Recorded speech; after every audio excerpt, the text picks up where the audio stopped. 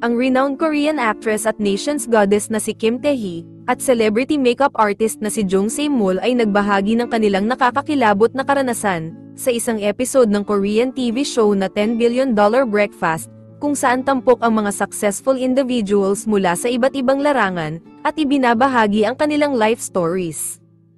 Si Jung Se-mul, isa sa mga top makeup artist sa Korea, ay nagtayo ng isang beauty empire na may annual sales na umaabot sa 110 billion Korean won o $80 million. Kilala siya bilang pioneer ng natural glowing skin makeup style at naging trendsetter sa Korean beauty scene mula noong 1990s. Nakatrabaho din niya ang mga A-list celebrities tulad ni Kim Tae-hee, Song Hye-kyo, at Jun Ji-hyun. Nangyari ang insidente sa South Africa, kung saan kasama ni Jung Se-mul ang Haibay Mama actress para sa isang photoshoot. Naalala niya na inimbitahan sila ni Kim Tae-hee sa isang hapunan, at mainit silang tinanggap ng buong Korean community na naninirahan sa lugar.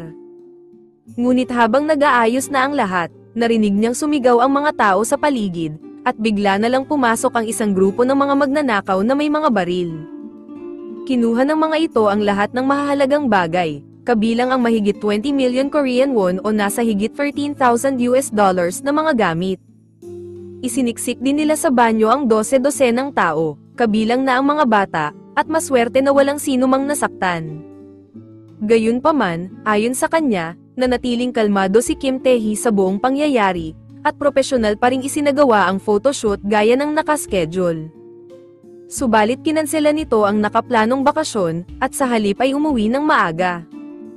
Sa kabila ng trauma, tinignan ni Jung Se-mul ang kanyang karanasan sa mas positibong pananaw, at naalala kung paano siya nakaramdam ng ginhawa sa yakap ng isang batang babae matapos ang pagnanakaw.